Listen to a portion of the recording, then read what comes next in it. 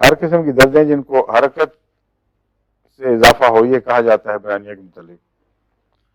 लेकिन इसको रस्टॉक्स के साथ बाज़ दफ़ा मुशाबिहत पैदा हो जाती है थोड़ी सी, वो आपको ज़हन में रखना चाहिए।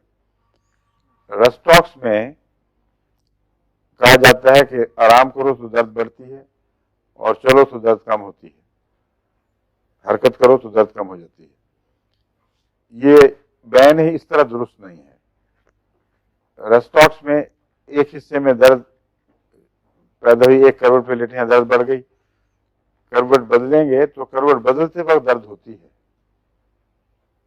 उसके बाद जब आराम करते हैं फिर थोड़ी देर के लिए दर्द कम हुई, फिर बढ़ जाती है।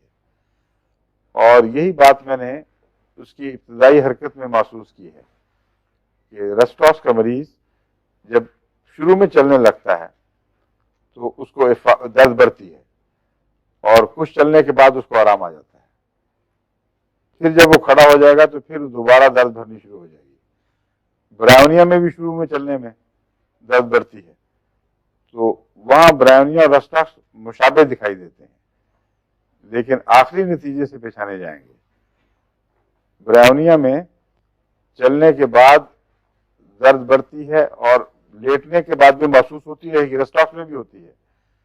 फर्क यह है कि ब्रायोनिया का मरीज अगर 2-4 दिन मुसलसल आराम करे तो उसको इफाका हो जाता है। रस्टॉक्स का मरीज अगर 2-4 दिन मुसलसल आराम करे तो दर्द बढ़ जाती है। तो ब्रायोनिया और रस्टॉक्स में कुछ मुशाबहतें हैं, लेकिन लंबे नतीजे से अगर आप होशियारी से मरीज का जायजा लें तो फर्क करना कोई मुश्किल नहीं रहता।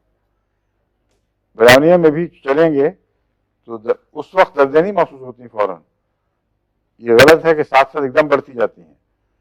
कुछ अरसे के बाद उसमें भी रस्टॉक्स की तरह गर्म हो जाने के बाद कुछ आराम तभी होते हैं, वो उसको भी मिल जाते हैं। इब्तदाई हरकत में दोनों में दर्द है, लेकिन ब्रायोनिया में जब उसके बाद आराम करेंगे तो रिलीफ होना शुरू हो जाता है। रस्टॉक्स में जब आराम करेंगे तो रिलीफ होने की बजाय और ज्यादा तकलीफ बढ़ जाती है। इस फर्क को मलहूज रखना चाहिए।